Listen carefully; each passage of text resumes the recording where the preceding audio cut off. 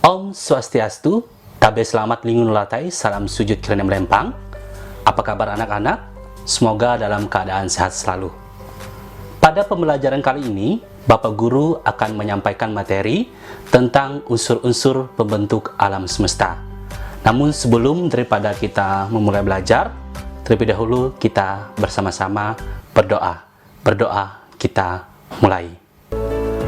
Om Purwa Jato Brahmano Brahmacari Dahmam Wasanas Tapasodatistat Tasmajatam Brahmanam Brahma Yestam Dewesca Sarwa Amertana Skama.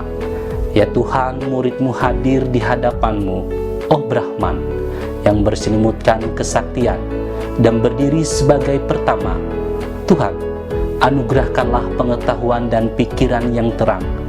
Brahman yang agung, setiap makhluk hanya dapat bersinar berkat cahaya-Mu yang senantiasa memancar. Swaha. Anak-anak, di pembelajaran kali ini memiliki tujuan pembelajaran yang ingin dicapai. Yang pertama, anak-anak akan mengetahui pengertian alam semesta dalam ajaran agama Hindu. Yang kedua, anak-anak akan mengetahui proses terbentuknya alam semesta menurut ajaran agama Hindu.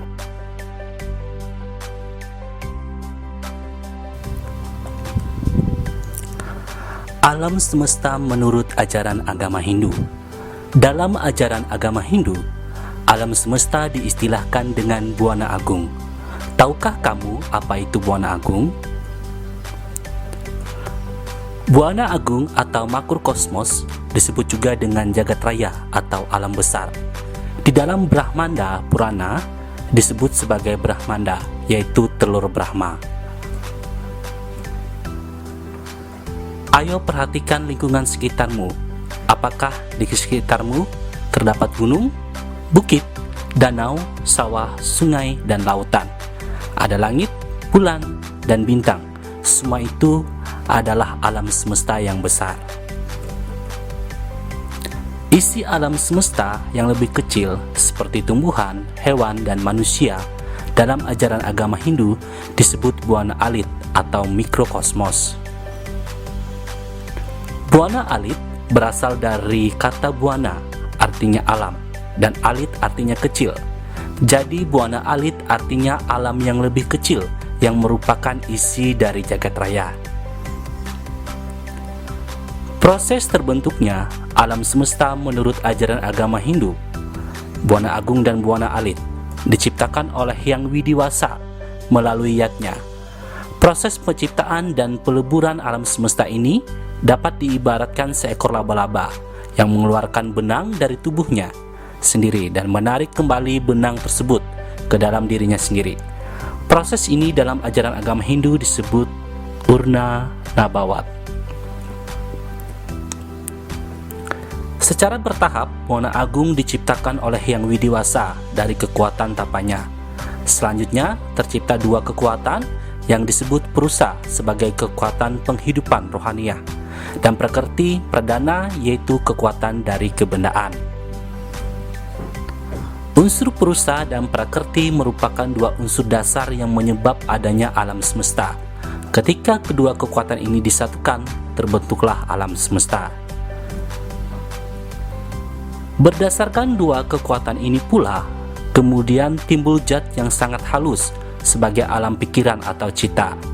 Setelah itu tercipta naluri pengenal yang disebut dengan budi akal, dan perasaan yang disebut dengan mana, dan kemudian tercipta rasa keakuan atau ahangkara. Selanjutnya tercipta 10 indria yang disebut desandria.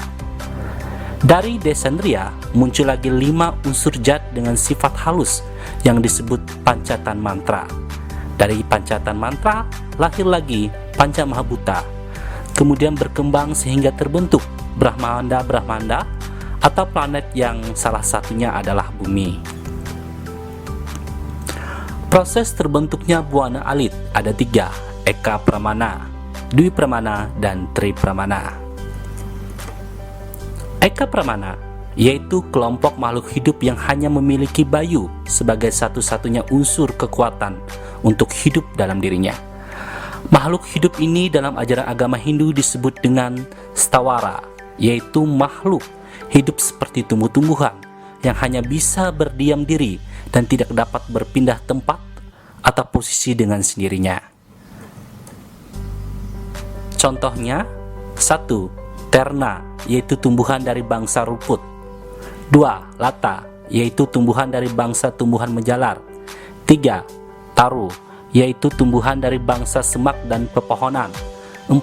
Gulma, yaitu tumbuhan dari sejenis pohon yang bagiannya luarnya berkayu, keras dan bagian dalamnya berongga atau kosong.